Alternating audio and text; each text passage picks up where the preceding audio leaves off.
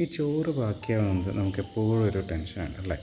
അപ്പോൾ ഇങ്ങനെ ചോറ് ബാക്കിയായി കഴിഞ്ഞാൽ പേടിക്കണ്ട, നമുക്ക് രാത്രിത്തേക്കുള്ളൊരു അടിപൊളി ഡിന്നർ ഉണ്ടാക്കാം. അതിന് ഞാൻ വേണ്ടിയിട്ട് 2 കപ്പ് ചോറ് എടുത്തിട്ടുണ്ട്. നന്നായിട്ടൊന്ന് അരച്ചെടുത്ത് അതിലേക്ക് 2 കപ്പോളം റവ ചേർത്തിട്ടുണ്ട്. ഇനി അതിലേക്ക് ആവശ്യത്തിനുള്ള ഉപ്പ്, മഞ്ഞൾപ്പൊടി, കുറച്ച് മുളക് പൊടി, അതുപോലെ ഇത്തിരി കായം, കുറച്ച് ഗരം മസാലയും ചേർക്കുക. ഇനി വേണമെങ്കിൽ ഇത്തിരി ജീരകം, നല്ല ജീരകം ചേർത്തിട്ട് ഒന്ന് മിക്സ് ചെയ്യാം. ഇനി നമുക്കിതിലേക്ക് കുറച്ച് വെജിറ്റബിൾസ് ചേർക്കണം. ഞാനിവിടെ ഉള്ളി, ഒരു ക്യാരറ്റ്, ഉരുളക്കിഴങ്ങ്, തക്കാളി, മല്ലിയില ഇതാണ് എടുത്തിട്ടുള്ളത്. നിങ്ങൾക്ക് ഇഷ്ടത്തിനനുസരിച്ചുള്ള വെജിറ്റബിൾസ് ചേർക്കാം. എല്ലാം കൂടെ നന്നായിട്ടൊന്ന് മിക്സ് ചെയ്യുക, നന്നായിട്ടൊന്ന് കുഴച്ചെടുക്കാം. ഇതുപോലെ ഒരു വാഴയിലയിൽ ഇത്തിരി ഒന്ന് എണ്ണ തടവി അതിനുശേഷം നമ്മൾ തയ്യാറാക്കി വെച്ചിരിക്കുന്ന ഈ മാവിൽ നിന്നും കുറച്ചെടുക്കാം. ഒരു ചെറിയൊരു ഉരുള എടുത്തിട്ട് എന്ത് ചെയ്യാം, ഒന്ന് പരത്തിയെടുക്കണം.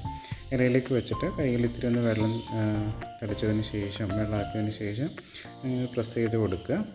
ഒരുപാട് നേരത്ത് ആവരുത്, ഇത്തിരി കനത്ത് തന്നെ പരത്തിയെടുക്കുക.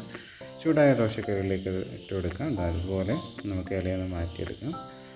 നന്നായിട്ടൊന്ന് വെന്ത് വരുമ്പോഴേക്കും അതിനകത്ത് കുറച്ച് എണ്ണയും കൂടെ ചേർത്തിട്ട് 2 സൈഡ് നന്നായിട്ടൊന്ന് വേവിച്ചെടുക്കാം. നമ്മുടെ സ്വാദിഷ്ടമായ റൈസ് റവ റൊട്ടി ഇവിടെ റെഡി ആയിട്ടുണ്ട്. 2 സൈഡ് നന്നായിട്ടൊന്ന് മുറിച്ചെടുക്കണം. വേറെ ഒന്നും പ്രത്യേകിച്ച് ചെയ്യാനില്ല. നമുക്കിനിത് വളരെ ടേസ്റ്റിയാണ്. എല്ലാവരും